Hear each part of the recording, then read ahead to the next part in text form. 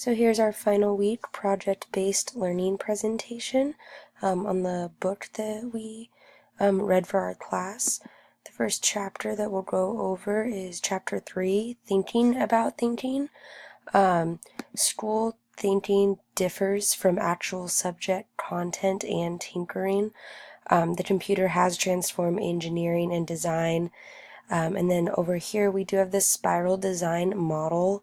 So it's going to start over here with the determine objectives, and then your progress comes over here to identify and resolve risks, and then there's all the implementations and whatnot that go with the developments and tests, to release the knowledge and then plan for the next iteration, and then we have review. So you see as it goes around in a spiral for all of these. As students go through multiple design cycles, they develop a better understanding of the requirements, tools, and materials they make trade-offs and try to improve their prototype. Having a reflective activity at the end of a maker class to see what tips they would give to the next class is a great idea. However, we wouldn't actually give those tips to the next class. The powerful part of the lesson is not the tips, it is the reflection. So what the students think about what they're learning is the actual reflection. So another thing that the book touched on is TMI, which stands for too much instruction, too many interruptions, and too much intervention. As educators, a lot of the time we do interrupt students' thinking process a little too often, to get them to the correct answer instead of letting them navigate their own path to their answer. Another thing that the book touched on was think, make, and improve. Reducing the process to 3 steps minimizes talking and maximizes doing. Something that the book said later on was that if, as an educator, if you think that your main job is to talk all day and to lecture all day, that is not the case. Students do need to find their own path to get to the correct answer, and it's not even an answer sometimes. It's even just the path that they took to get to where they are is their correct answer. Children do deserve rich experiences across the widest range of disciplines available. Part of this chapter in the book was that science, we have, all these areas that we need to touch on in our classroom. And, it's not really science. Science is creativity. Science is how you get to a hypothesis. Science is, questioning. It is not memorizing the periodic table. It is not any of that. Giving them a wide range of disciplines in a discipline and making them really, think about what the subject is they're learning is a big part of their learning process. The time is coming when students will demand that schools live up to the standards of learning they have come to expect via their home computers. A lot of people do say, that teaching is not going to be something that happens anymore, because what can you not get from a teacher that you can get at home on your computer? So we, as educators, we are going to be more under pressure to provide our knowledge to these students, and in a way that is not only incorporating technology but just uses it as a tool to get to these students. More and more young people learn independently and follow their own passions via online sites and communities, most of them not run by traditional education institutions. So obviously there's a big need for a connection between the power of the technology and the knowledge that is being taught in person. So next chapter that I'm going to summarize up is chapter 4, what makes a good project. We've had projects all of our life. Being educators, we give out projects all the time. They have a certain amount of time to do it in. So there are elements of a good project, though.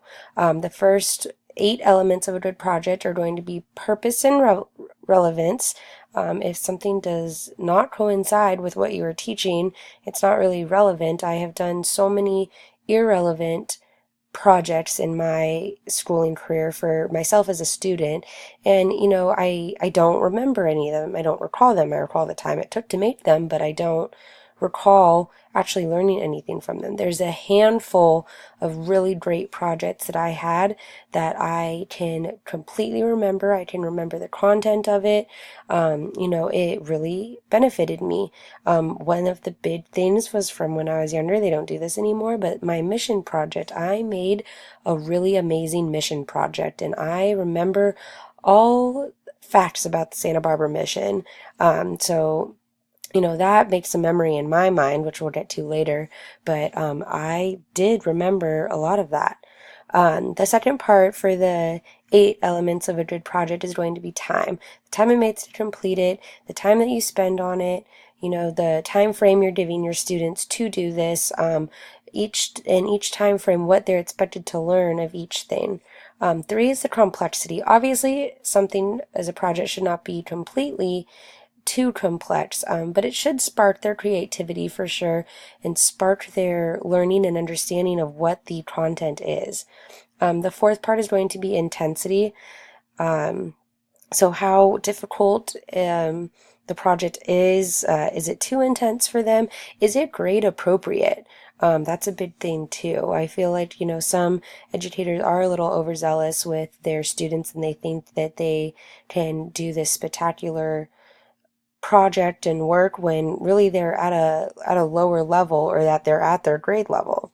5 is the connection that it's going to make to the real world and to the content so that the students will retain the information. Number 6 is access. If the students don't have access to complete the project, they're not going to be able to do it. They're going to end up, making something that's not correct. And then number 7 is going to be shareability. Is this shareable? And number 8 is novelty. Projects often begin with a problem statement, yet too many school projects are based on problems that are unsolvable by students. If a student cannot solve the issue, if they have trouble with it, it's not a good project. Questions that are worth asking with the projects are, number 1, is the problem solvable? 2, is the problem monumental or substantial? Number 3, what does the project satisfy? And number 4, what can they do with that? Is the student going to remember this? Is the student going to be, benefited from this project to understand the content that is being taught? Next, we have the protein nature of computers as constructive material makes a wider range and depth of projects possible like never before. Shifting perspectives is a valuable part of the learning process. As an educator, putting yourself in your student's shoes and wondering, is this going to benefit me with my learning process and with retaining this information? Doing that before you create your lessons, before you, assign a project is very imperative. Projects create memories for students, as I touched on earlier. In the book, it has this little story excerpt of a student that comes up to a teacher at the grocery store and says, "Oh, blah blah blah. I remember. Do you remember that time that we did that one project?" Creating a memory for students is one of the biggest, I think, takeaways that I'm going to be satisfied with being an educator. Projects are what students remember long after the bell rings, and great teachers do know that their highest calling is to make memories. So chapter 5, teaching. Education policy often confuses teaching and learning. Learning is not the direct result of having been taught. Retaining the information is definitely the result that we want to have, and sparking imagination and creativity is just so imperative. One of the mantras that I did like from this chapter was a teaching mantra: less us and more them. Student collaboration, students finding their own paths to their answers, students coming up with their own hypotheses. That is what we need to do. We don't need to speak at students all day long. Another part in this chapter was, do you lecture for 44 minutes? Try 22 minutes. Do you lecture for 22 minutes? Try 11 minutes. Having the students get to the place themselves and then providing just being the guide is really what, is going to spark creativity, and it's going to have students retain the content. Understanding is the result of existing knowledge, accommodating and explaining new experiences. When students own the learning process, they also own the knowledge they construct. So going back to that, students need to navigate their way themselves and you just be their guide. That is making their own way to the content and the knowledge. Creativity is allowing yourself to make mistakes. A big part of this was fetishizing failure. I think this is huge to so many young students and even students in high school or college. They're so afraid of failure, and failure is not a bad thing all the time. Failing at something and then finding your way to the correct answer or to the knowledge, to understanding, it'll make you retain it more. And I think that's what we need to do, is we need to embrace failure more as educators. When children are allowed to think through problems, they may invent different paths to a suitable answer. So just because I tell them that they need to do something a certain way doesn't mean they won't get to the same place, just on a different route.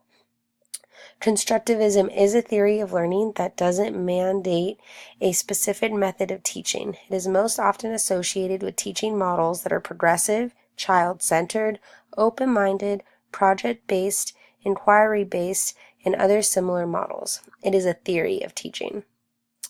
The lessons of tinkering and making occur in the construction, not the planning.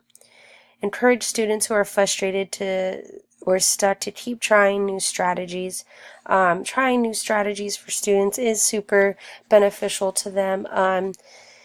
Encouraging them instead of putting them down is making them, want to get to the correct answer and be creative in getting there. And then another big thing that this chapter touched on was grading versus teacher satisfaction. A lot of times we definitely do have pressures on us to meet certain standards and whatnot, and we do have to assess and we do need to grade. However, a lot of things do not need grading. Teacher satisfaction, and if I think that they understand something, maybe a test isn't going to show it for that certain thing that we're working on, or that certain content we're trying to get through to them.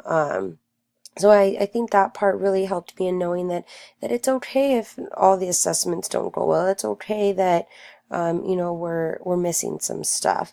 All in all, I felt this was a really good couple chapters to summarize up for the end of our 10-week program. We have the reference at the end, the book that we read, and I hope you enjoy it. Thanks.